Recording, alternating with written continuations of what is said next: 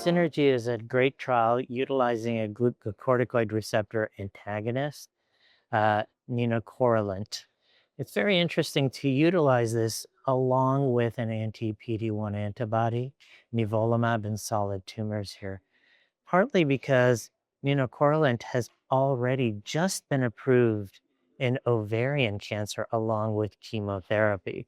And now we're looking at it with immunotherapy.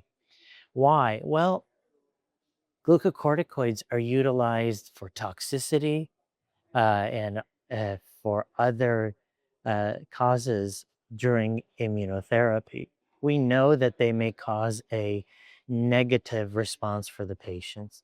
So, serum selective glucocorticoid receptor antagonists like unocorlin can block that and allow the immunotherapy to work better and get rid of this immune suppression.